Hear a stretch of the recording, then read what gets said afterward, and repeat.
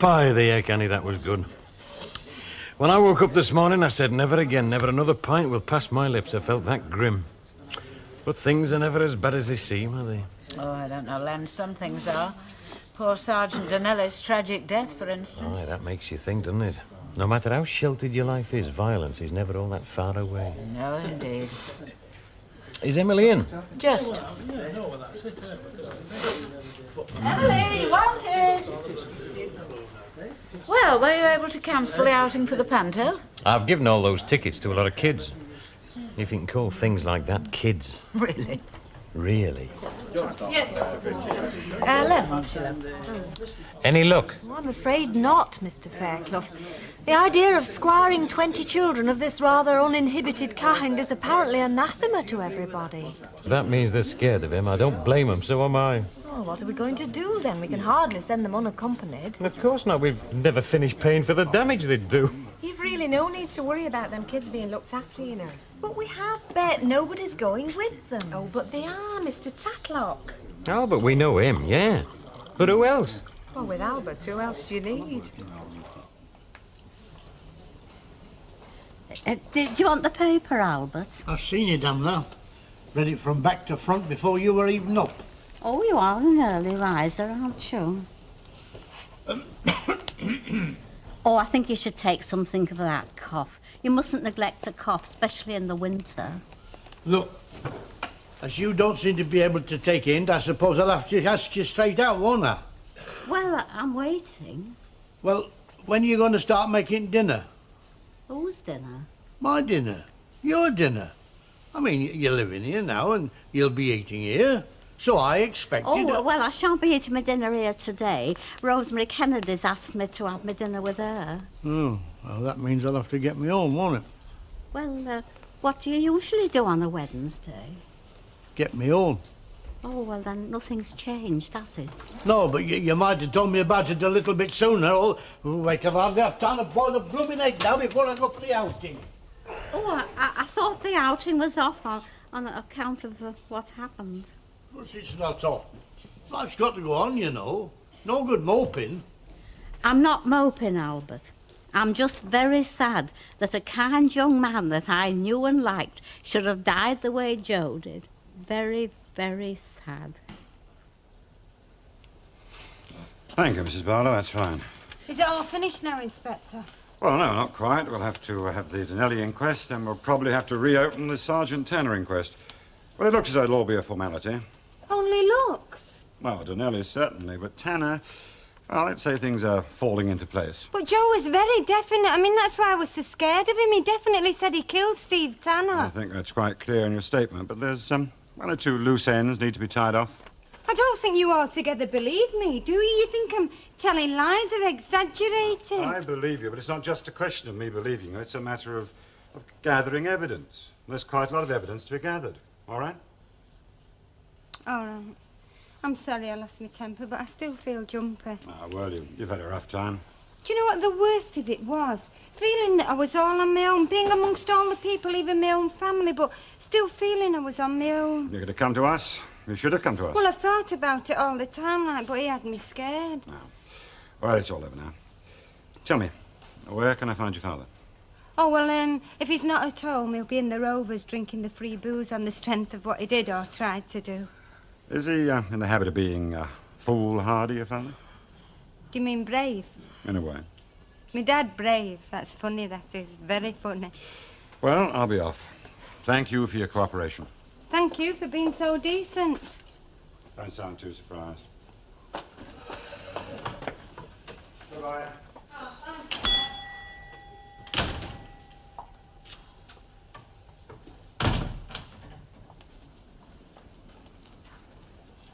Everything all right? Well, let's say it's better than it was. Yeah. I know what you mean. Do you know, I know that I should feel as if a big weight's been lifted off my shoulders, but I don't. I still feel depressed. Me too. It's Christmas Eve tomorrow. Because of Greg, do you mean? Yeah. I enjoy his company. And I thought him and Gary was hand in glove with Joe. I miss him when he's gone. Story of my life.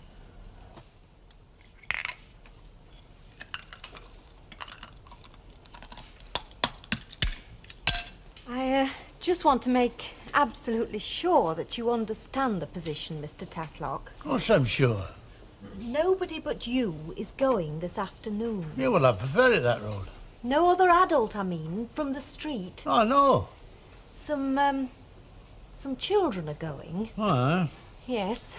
well, that's no odds to me, is it? I mean, they're not my kids. No, but they will require a little looking after. What do you think I am? When I'm with kids, I keep my eye on them, you know. I see that they behave themselves. Well, of course you do, Mr. Tatlock. Look, I'm just making sure. Have you ever seen a panto? Have you? Yes, but... It's absolute heaven. What with comics and chorus girls, and not to mention Good Fairy. And seeing all them kids there with their eyes wide open with amazement.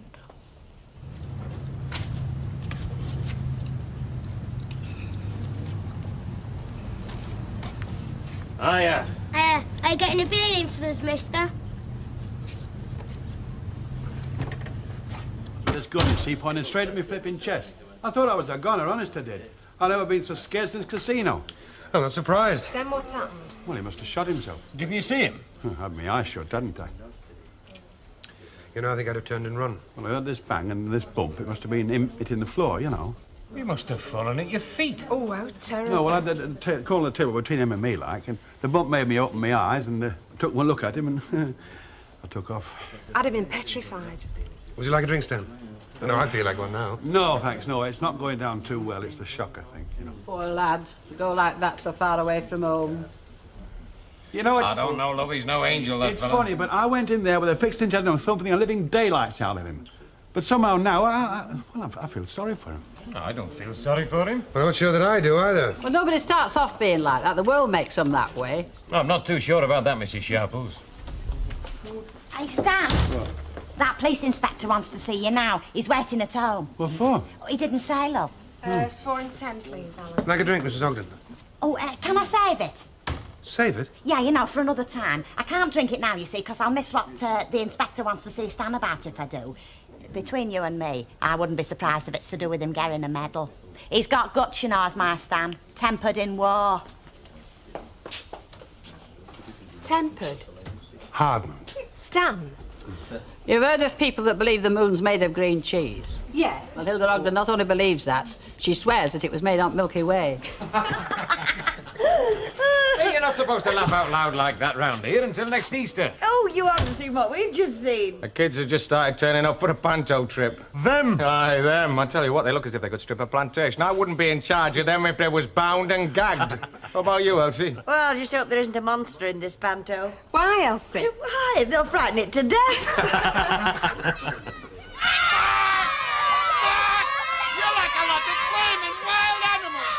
You're not getting on this boat till you behave yourselves. Hey, come on, kids, you ain't got Mr. Making sense. Get in the queue. Please. Get in the queue. By gum, that's better. Much better. I hope somebody's coming with this lot, because if not, this coach is not moving. Keep your shirt on, mate. Albert's going. He'll be here in a minute. I hope. All I said was I wouldn't like Mr. Tatlock in charge of any outing I was going on, chowing at me and moaning. I know precisely what you said, Bet, and I wish you hadn't. Well, he is a bit of a wet blanket, isn't he? He doesn't even like kids, never mind understand them. All right, Bet, you've made your point. And you've also made my quite determined neutrality untenable.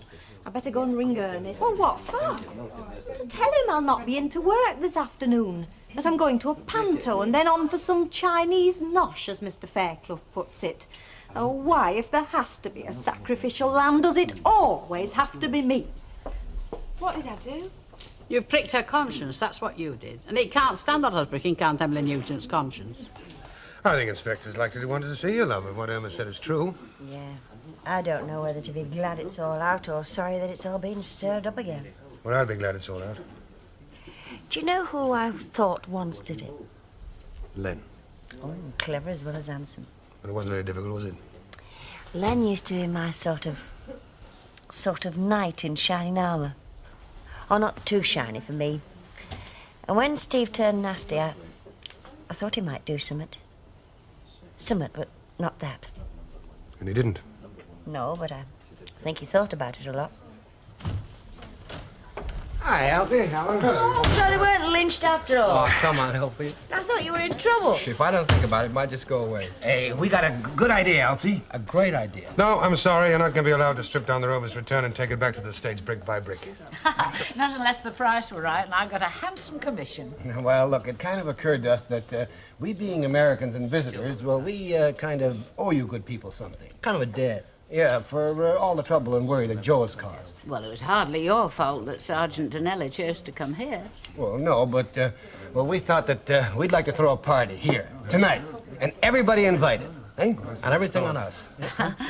Well, it's very generous of you, but I'm not sure. People are very downcast. For instance, they didn't feel like going to the panto. That's true.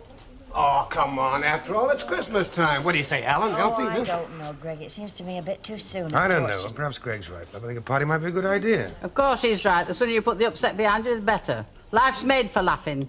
Every chance you get, and I should know. I've done my share of yelling. Well, it's all arranged then. A party on us? Fine, fine. I'm going to start right now. So get 'em in, Bet, as they say in, what's that place called? Oswald Whistle, is it? They say it all over Lancashire. We're noted for it, and mine's a milk stout. Hey, Albert! Albert, have you died or something? Albert!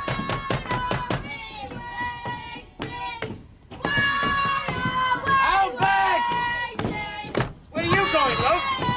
To a premature demise, I shouldn't wonder. Albert! Hey, come on. All right. I hope they've got a seat left for me anyway. There'll be no flipping bus if you don't get on now. Away you go, then. Yeah, have a good time. Ta-ra now. We're on our way to Paris, so we shall not be stopped just like it's here. Standing by the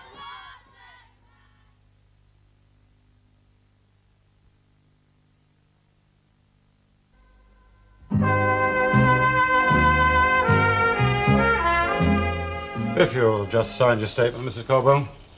My full name? Yes, please. Oh. What's up? Well, I've got a funny full name. Now, what's funny about Minnie Caldwell? Well, my name's really Minnie Carlton Caldwell. Carlton? It was a singer that my mother admired, Madam Carlton. I don't think she was a madam, though. She come from Widnes. By heck, I thought I knew more about you than you did about yourself. Oh, no, that wouldn't be possible, Ina.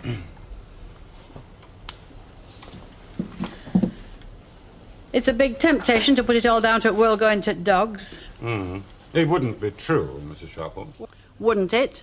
It's not the first time this sort of thing's happened, and I don't suppose it'll be the last.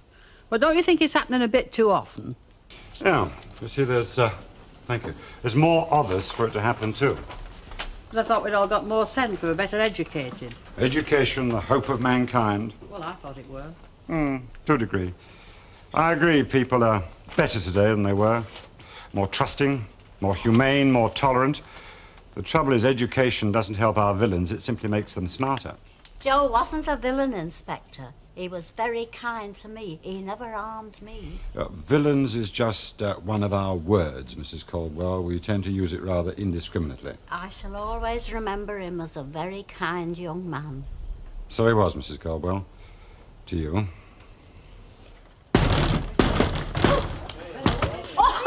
Hello, Flint and Company Aid, Mrs. Walker.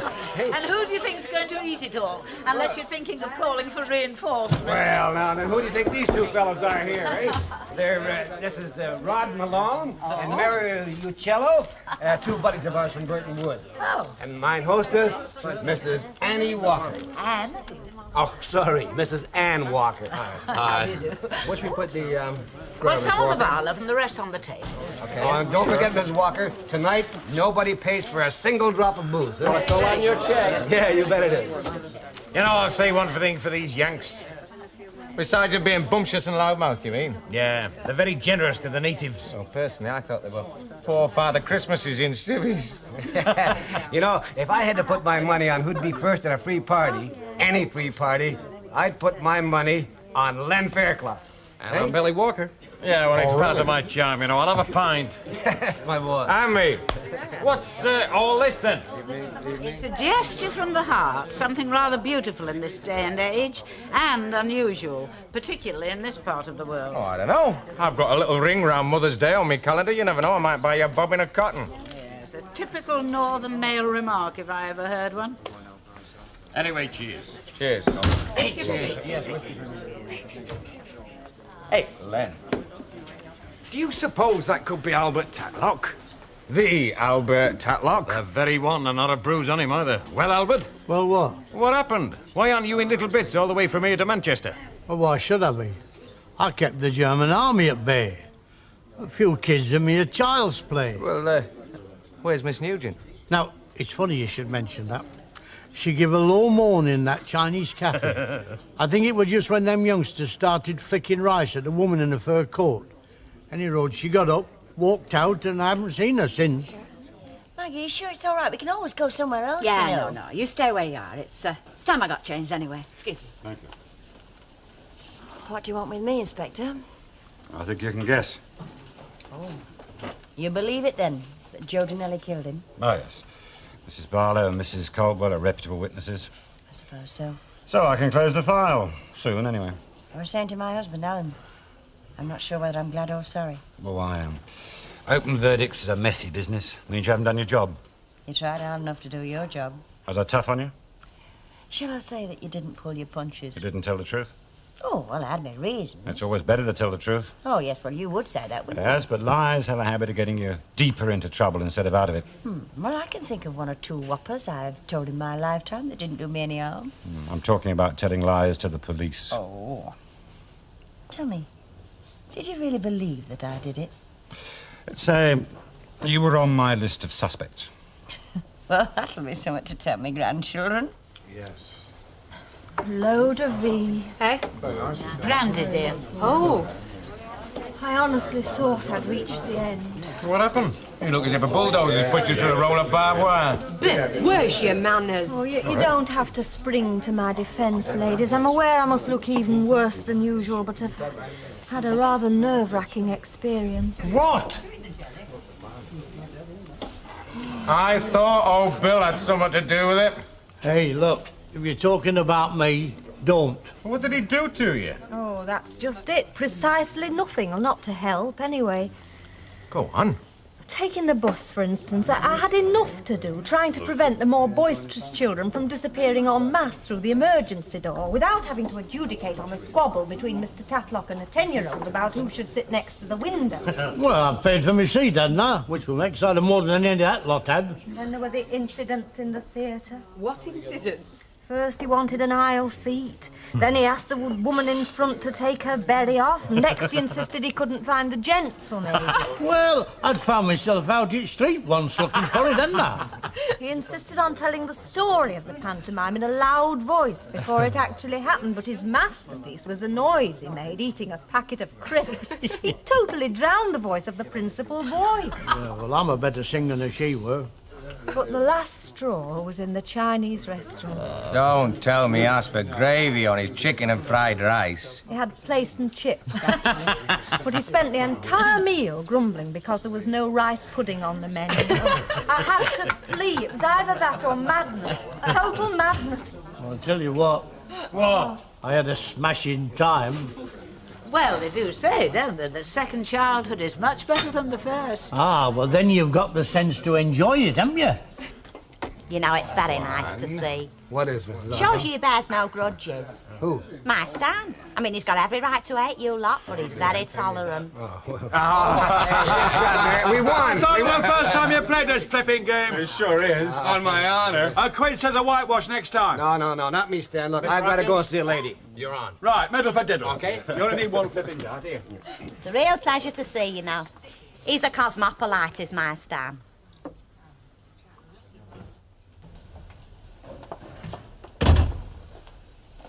Aren't you coming then? I don't want to be a wet blanket. Well, I can't say I'm going to be the life and soul of the party, but honestly, I think it's better than sitting here looking at one another. Well, if you go, we won't be, will they? Okay, I'll see you. Hi, Ern. Maggie, you?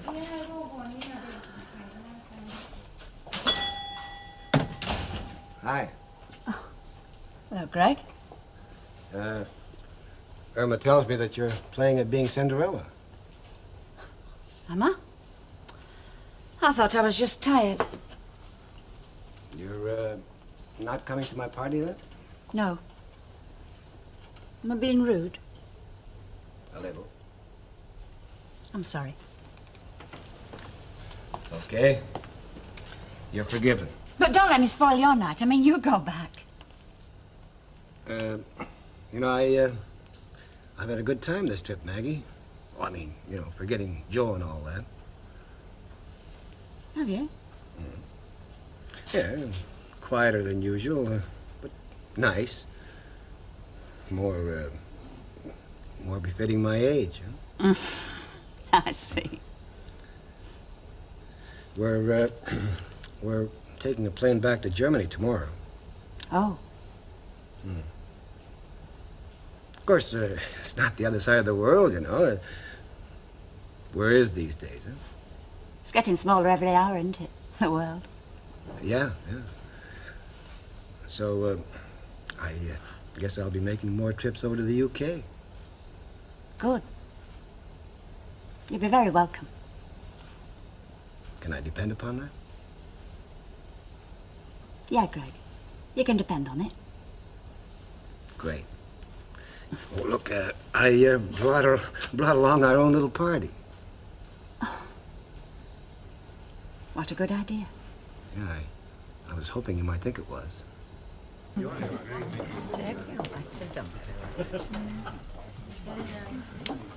Giving me black looks won't spoil my appetite, you know. I never dreamt it would, Mr. Tatlock.